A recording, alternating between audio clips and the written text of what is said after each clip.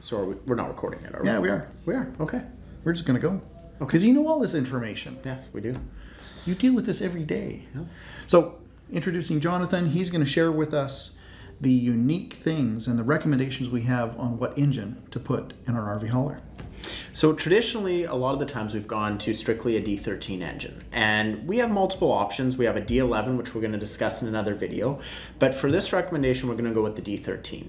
Now, in the Volvo family, the engines are all built the same regardless of what horsepower and torque settings are from the factory. So they can be turned up or turned down at any point in the future. It's a computer setting. It's a computer setting. It's a program that's downloaded.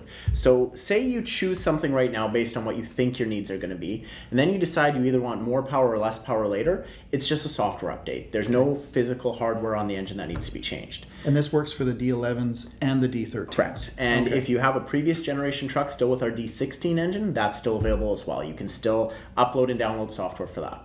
Okay. So what was your recommendation? Talking to those engineers at the factory, what are they recommending for us? Well, let me start off by saying that these trucks are designed to haul 80, 110, 140,000 pounds. So ultimately hauling a 25 or 30,000 pound RV, we're well below what the trucks are designed for. That being said, if we have the horsepower and torque available to us, let's enjoy it. Let's use it, but let's use it in a way that we're going to get optimal fuel economy and long life of the product. So in that regard, this engine can be built with several different configurations, and that's what we have here. And if we look at them, we can order it anywhere from 375 horse to 500 horse. And we can go anywhere from 1,450 foot-pounds of torque all the way up to 1,850 foot-pounds.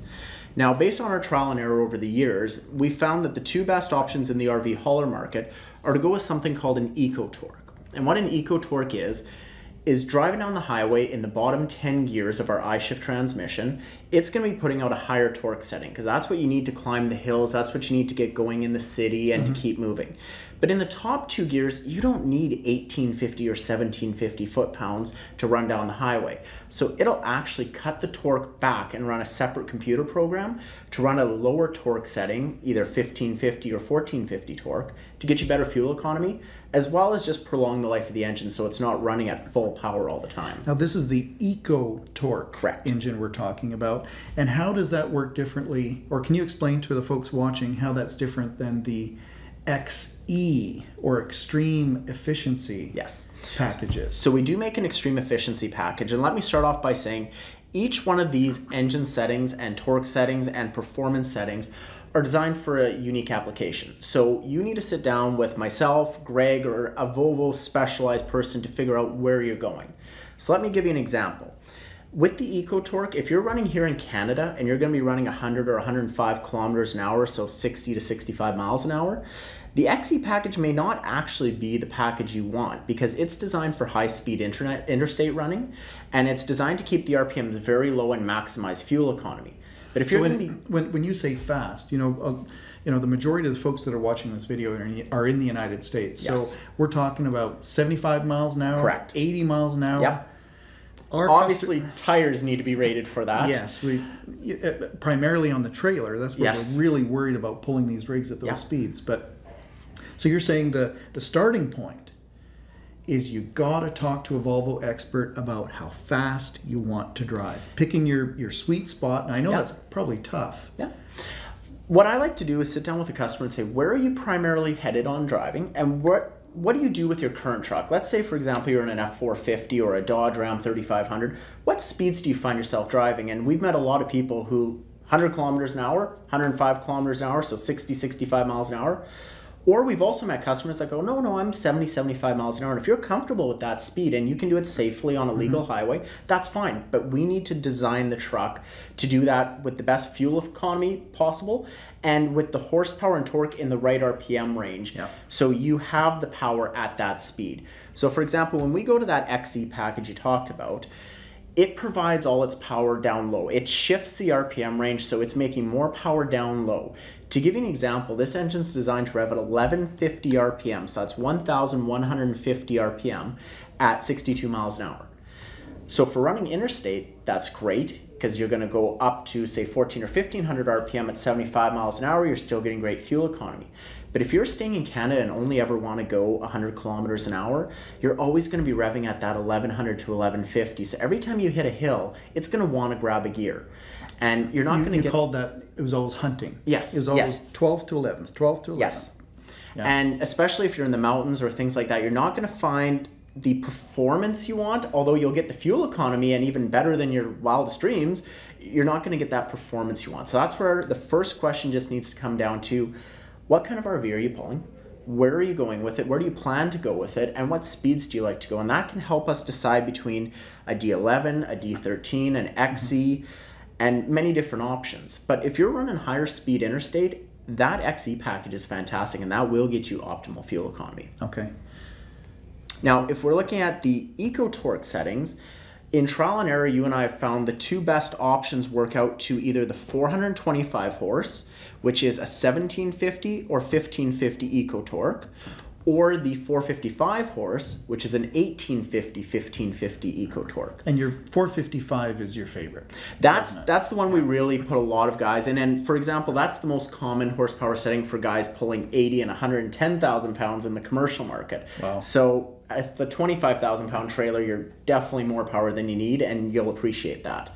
The other advantage to the 455 horsepower is anything above 460 horsepower, the warranty becomes more expensive.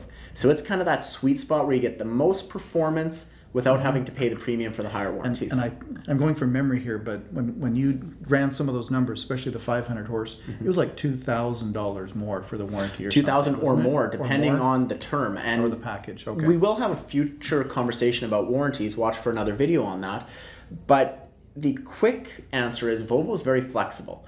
We can pick a term you want, and then we can pick kilometers you want. Or miles. Or miles. And that's where, you know, depending on how many miles you want to go, we can custom tailor the package to how you're going to use it. So that $2,000 savings may actually be more depending on the length of the warranty we choose. Are you getting the idea? Having a guy like Jonathan available to me has been invaluable. Negotiating this information and trying to actually interpret it when it comes to our lighter trailers, not 80,000 pound trailers, but 20,000, 24, maybe 30,000 pound trailers, has been invaluable. So thanks, Jonathan. We've narrowed it down. I mean, a D13 is a very attractive solution. Depending upon the speed you want to run, we want to go with EcoTorque for the little bit slower speeds, or extreme efficiency if you're a speed demon. Yeah, the XE package will allow you to get that same fuel economy at the higher speeds, and that's for the RV hauling lifestyle. That's kind of the way to go. Save that fuel where you can. Awesome. Now, Jonathan, are there any other comments you want to make about how to outfit or equip that engine? Well, we will talk about one part, and that's gearing, and that's very important, but we'll do that in a separate video. We'll talk about axles. Yeah, on how to gear. The other thing we can talk about is just the different equipment you can put on the engine. Okay. You'll see most of the commercial trucks out there will either have 2 exhaust stacks or a single exhaust stack. For our application, that doesn't really work very well. You want to be able to mount things against the back of the cab, and that exhaust stack not only adds weight and adds cost, but it just gets in the way. So we find going with a horizontal exhaust, or one that empties underneath the truck, as a better option. The other things we found is there's certain alternators, there's certain starters that work better, and we can meet with you and go through those in depth. But if you're out in the market, you want to be able to get something that's available anywhere, and you don't have to go, yes, all those options. Okay, let me, I don't know if you can see this in the video. This is a standard build. How many pages was this? 78. 78 pages of specs. And when you actually bring up just the motor, the engine, there's lots to talk about. So, wow, there's 2 pages of fuel filter options. So please, contact Jonathan or contact myself, and we're happy to take you through what some of these other minutiae are, and some of the gotchas that are in those. We've had discussions just about fuel filters and advantages and disadvantages of what options there are, as Jonathan said. So please get a hold of us to find out about that additional information if you're curious. And more importantly, we've found the things that do work, but we've also learned the hard way things that don't work. That when you're specifically using this for the RV hauler lifestyle instead of hauling a commercial tractor, there are things that don't work. And that's more importantly what we've learned is how to tailor this to be the most reliable, the most fuel efficient, and just overall the easiest to drive product for the RV hauling lifestyle. Awesome. Stand by. We're going to take you into the next topic after this video of safety.